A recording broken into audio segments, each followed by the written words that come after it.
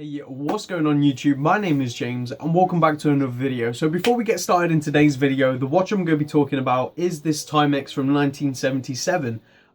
I do have it up for sale right now on my website, so I'll leave a link down below to that if you are interested. Before we get into today's video, I kind of want to give you a bit of background on Timex and its history.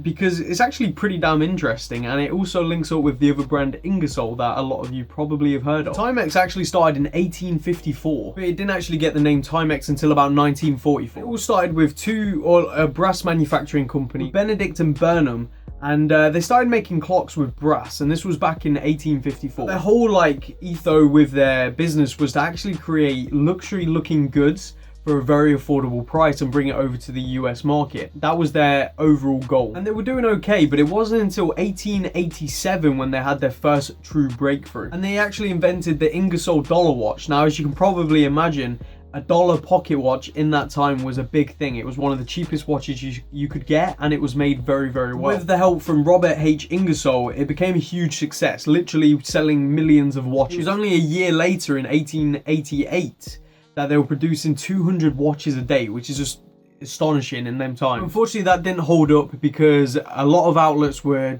discounting it too much and they weren't making a profit on these watches anymore. As you can probably imagine, producing 200 of these a day was a costly process, and selling them at $1 each was not pulling in enough money, so that didn't last too long. In 1930s, Ingersoll made the Mickey Mouse pocket watch, which a lot of you have probably seen floating around the internet at some point in your adventures here with the watch community. It really brought them back into the light of the media, and it was a very popular watch, and it's actually quite collectible today. But unfortunately, it didn't do enough to keep the brand alive, and it was believed that in around 1944 the company actually became solvent, and it wasn't until the 50s time that Timex actually reformed it, and it was reformed under the name Timex. So Ingersoll was actually died off a very long time ago, and it wasn't until I think it was re-established in 2016, Ingersoll. Now, Timex were actually struggling to get their watches out to the public in the 60s because a lot of places wouldn't take them, because Timex were telling them to only mark up the prices by 30%, which obviously limits the profits that these businesses can make. And a lot of places just outright said, we're not going to stock your watches then if you want to do it at 30%. But by the end of the 60s or towards the mid 60s and stuff, Timex became very successful because one of the founders actually started putting them into drugstores, the Timex watches into drugstores and stuff like that. So it was a very unique way of selling the watches, and it really did work. And by the end of 60s, they were reaching above $70 million. Come the 70s, Timex went through some hardships again. They seem to have just been quite unlucky again, and a lot of people considered Timex a dead, if not or dying, if not an already dead brand, which was just quite sad, to be honest. They were also trying to compete with the digital revolution by producing their own watches that had display screens. They're quite collectible now as well. But they were being sold at almost double of the competitors, obviously Seiko. And as you can probably imagine, they just didn't sell. So they were believed to have been dying out in the 70s when this watch was made, 77. But then come the 80s, they improved massively. They started focusing on watches again, making the quality timepieces they could, focusing on battery life. They actually had one of the longest running batteries at one point during the 80s. So the brand really came out and became what it is today, a very strong brand that focuses on quality for an affordable price. And I'm kind of glad Timex did survive, because they do produce some interesting watches. Anyway, that being said, we're going to be taking a look at this Timex right here from 77, so let's change perspectives and get into this. Alright then, so here is the watch. Now before we go any further, let's take a quick look at the dimensions of this watch. The case size is at 35mm, the case thickness is at 11.5, lug to lug 39mm, and the lug size is 18, which is a very, very nice size.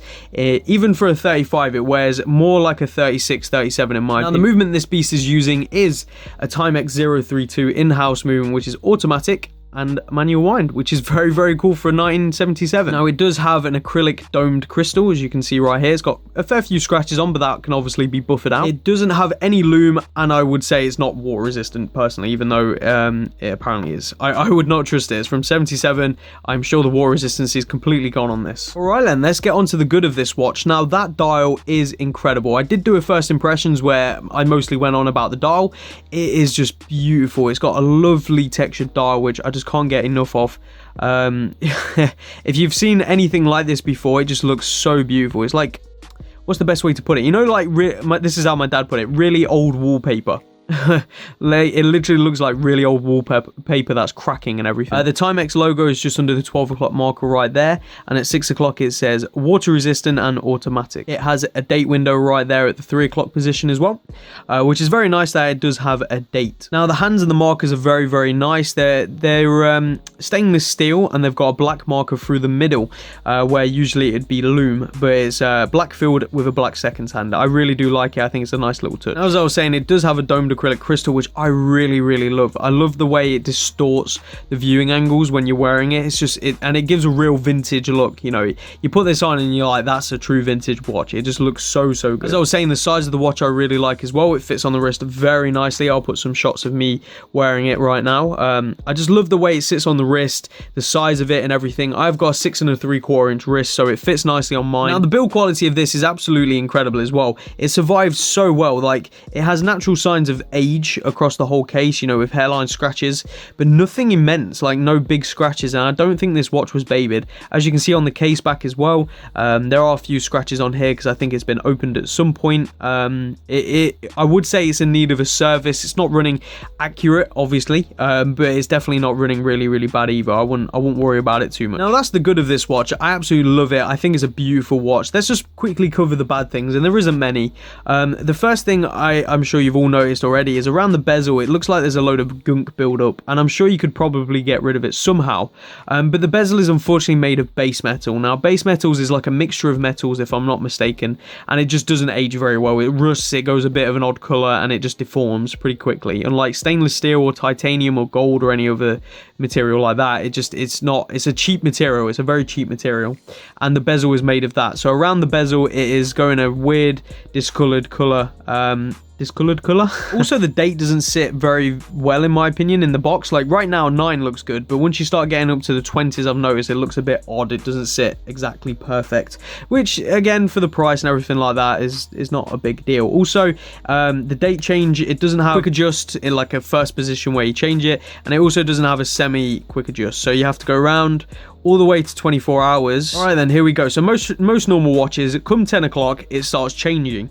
This one doesn't start changing until 12 o'clock, and even then it doesn't completely change. Actually, it starts at 2. It starts more or less at 2, and it doesn't completely change until 4 o'clock in the morning, as you can see, which is quite frustrating, because you'd be looking at maybe at 4 o'clock in the morning, and it'd still say 2 or 3 o'clock in the morning, it'd still say the previous day. Not a huge deal, but just a little thing I wanted to share with you. Also, the crown is very small and very hard to grip.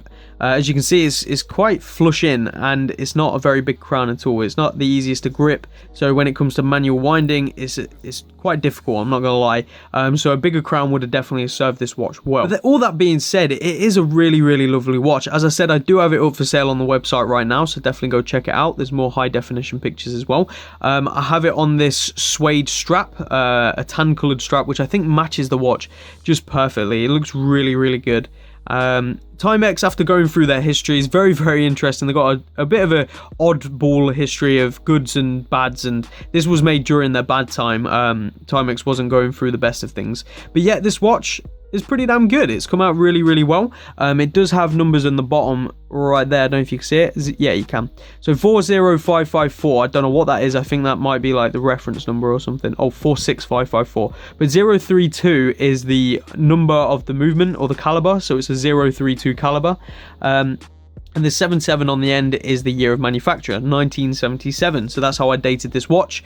That's the way you can date these watches right here. I've seen many watches like this with the numerals, with the baton style hands and everything like that, but none with this textured dial. I've seen probably 2 actually, like on eBay and stuff, but they're very hard to get, and I was lucky to get hold of this one. So yeah, if you are interested, like I said, it's on the website for sale.